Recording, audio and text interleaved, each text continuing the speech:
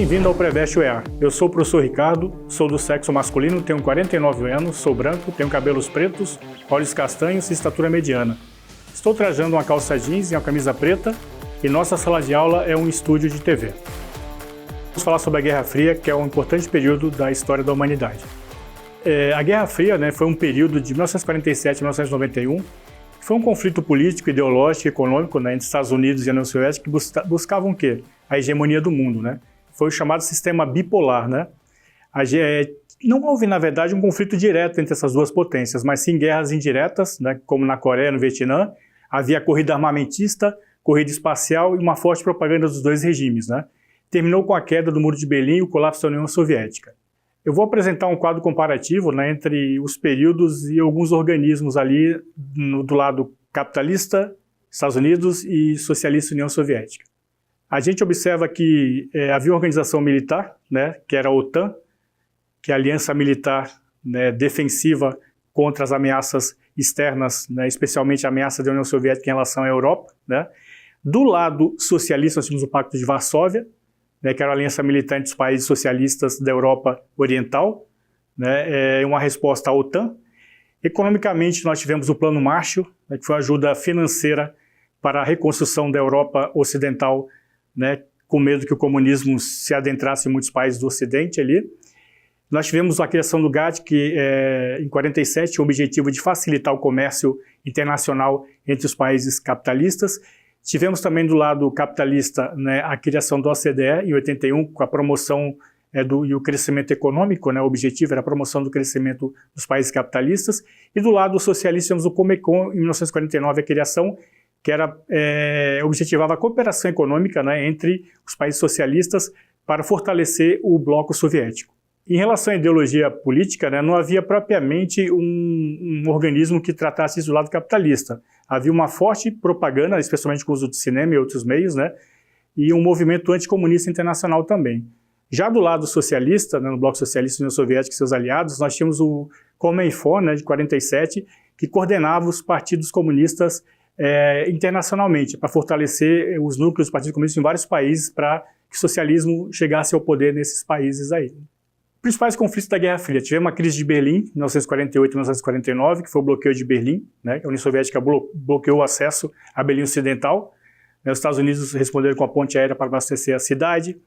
Nós tivemos a Revolução Cubana, Fidel Castro tomou o poder e aliou Cuba com a União Soviética, ou seja, um satélite do comunismo bem no quintal americano, vamos dizer, numa linguagem figurada. Tivemos a Guerra da Coreia, a Coreia do Norte tinha o apoio da União Soviética e da China, versus a Coreia do Sul com o apoio dos Estados Unidos e da ONU. Aliás, é uma divisão que resistiu, não houve uma unificação como aconteceu com a antiga, digamos assim, Alemanha, a Alemanha Oriental e Ocidental que se uniram pós-Guerra Fria.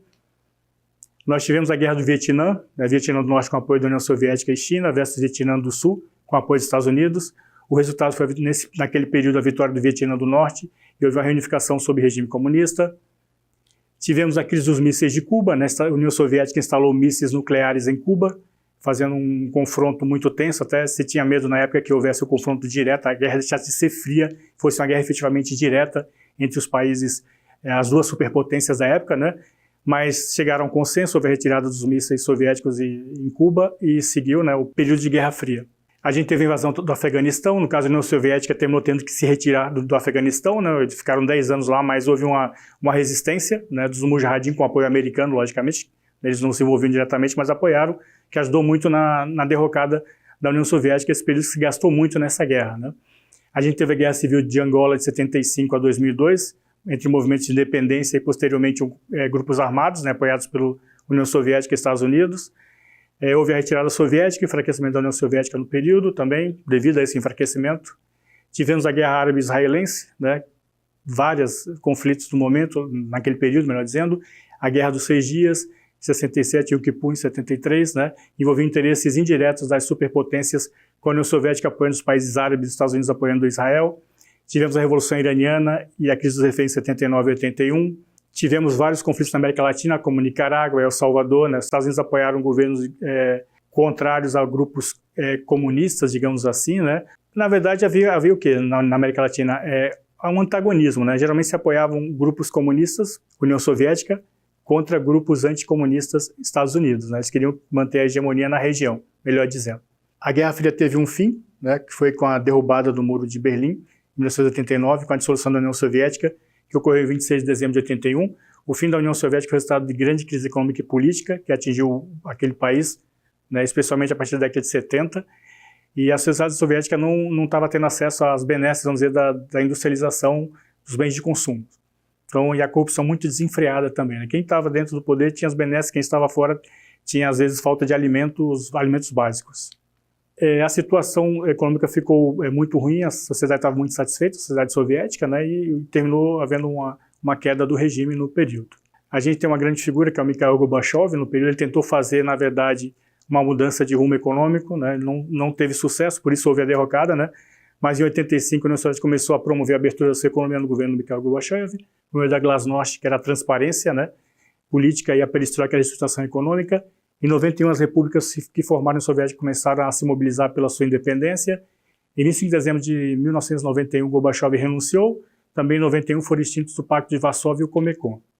E após a União Soviética surgiu a CEI, que é a Comunidade dos Estados Independentes, né, que tentou reunificar ou manter unidas, pelo menos economicamente, antigas ex-repúblicas, não todas, né, algumas saíram fora desse conjunto, como as repúblicas bálticas. Tem uma pergunta da Manu. Manu, pode perguntar aí pra gente qual a sua dúvida? Professor, o senhor poderia me explicar o que foi a Guerra Fria? Eu vou te explicar em breves palavras, tá? A Guerra Fria, Manu, foi um momento da história da humanidade, né, que havia disputa pela hegemonia econômica e política do mundo, né? De um lado o bloco socialista com a União Soviética, de outro lado o bloco capitalista com os Estados Unidos, né? Então era uma disputa na qual eles não se envolviam diretamente, eles se envolviam em conflitos internos de vários países, logicamente para buscar a hegemonia dentro daquele país e ter hegemonia econômica do mundo. Um conflito bastante longo da história da humanidade. Agora nós vamos responder duas perguntas, né, do vestibular referente à Guerra Fria, uma da FARMEP de 2016, né? Eu vou ler o enunciado agora. Essa Guerra Fria dos Estados Unidos e a União Soviética, e que envolve igualmente suas respectivas áreas de influência, apresenta inúmeros aspectos ou facetas, que são a corrida armamentista, a corrida espacial, os tratados de acordos militares, especialmente a OTAN e o Pacto de Varsóvia, a ideologia da Guerra Fria, né, propriamente dita, como uma forma de controle sobre as populações e estados, a espionagem e os países, os apoios, ou melhor dizendo, os apoios ou os incentivos a golpes militares e oposições de governos aliados da outra potência, né? Dificilmente um Estado consegue dispor livremente de uma real autonomia nesse contexto. As pressões dos dois lados são fortes e eficazes, obrigando o Estado a procurar se posicionar frente à Guerra Fria e encetar apoios e negócios com uma das superpotências. José William Vizzentini, Imperialismo e Geopolítica Global, 1987.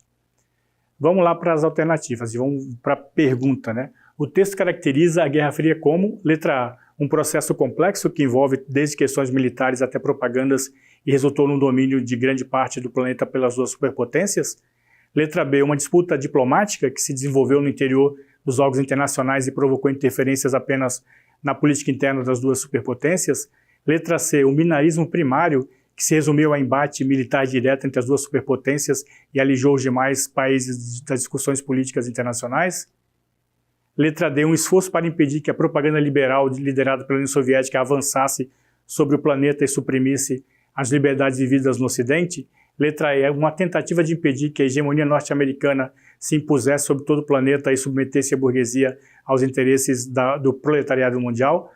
Vamos por parte. A resposta é logo a letra A, né? Na verdade, foi um processo complexo, né? Que envolveu desde questões militares até propaganda e resultou no domínio de grande parte do planeta pelas duas superpotências, né? Esse texto ele colocou muitas dimensões da Guerra Fria, né? Que foi a questão da corrida armamentista, espacial, tratados militares, controle ideológico, a espionagem, a influência sobre estados menores, ou seja, foi mesmo um processo multifacetado e global, né?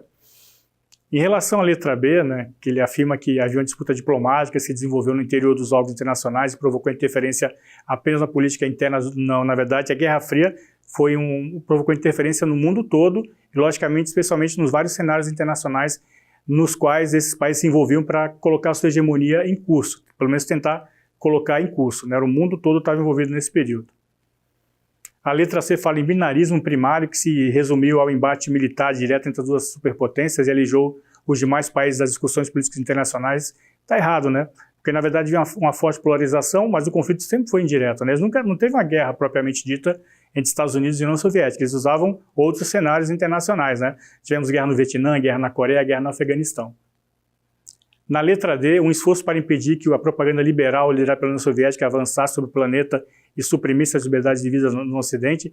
Na verdade, a União Soviética não tinha essa visão liberal, era um país socialista, ou seja, a economia planificada, né?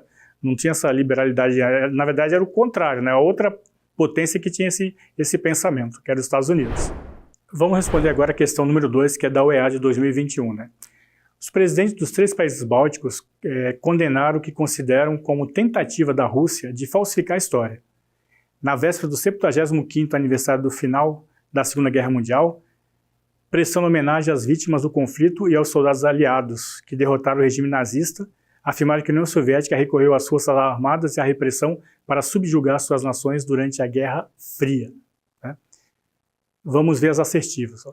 De acordo com o excerto, né, os países bálticos e a atuação deles na nova ordem mundial, após a desintegração da União Soviética, são: letra A, Lituânia, Letônia e Estônia integram as comunidades de Estados independentes, né, que é a CEI, e o Conselho de Segurança das Nações Unidas da ONU.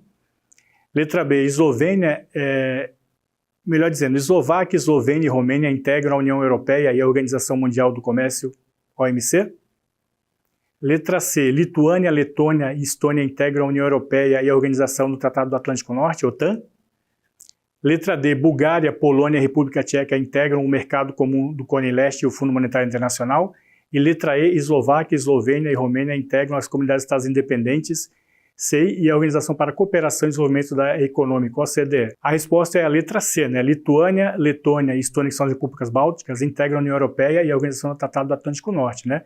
A alternativa C está, digamos assim, corretíssima, né, que são as chamadas repúblicas bálticas, né? A letra A ela está errada, porque nunca fizeram parte da CEI, muito pelo contrário, foram as primeiras repúblicas a pular fora do sistema da antiga União Soviética, né? E também não fazem parte do Conselho de Segurança da ONU. E a letra B, D e E, porque os países citados não são os países bálticos, são outros países, né, citados ali. Então, por isso nós temos essa resposta como a letra C. Na aula de hoje abordamos temas importantes para o vestibular da OEA. Falamos sobre a Guerra Fria, né, que foi um momento muito importante da humanidade do ponto de vista histórico, né, da disputa pela hegemonia mundial, né. Nós tínhamos um bloco liderado pelos Estados Unidos que era capitalista contra o bloco soviético que era socialista, né.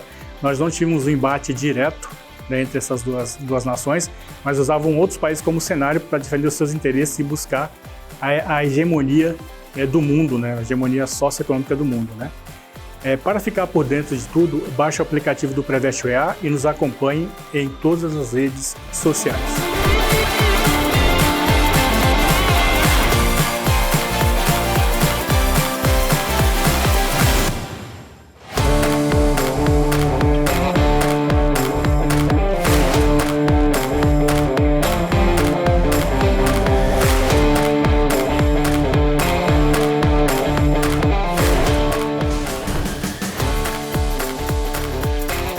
Olá, pessoal! Se vocês quiserem rever todas as aulas e ter acesso a questões comentadas, instale o aplicativo do Preveste e acompanhe todo o nosso conteúdo. Faça como eu!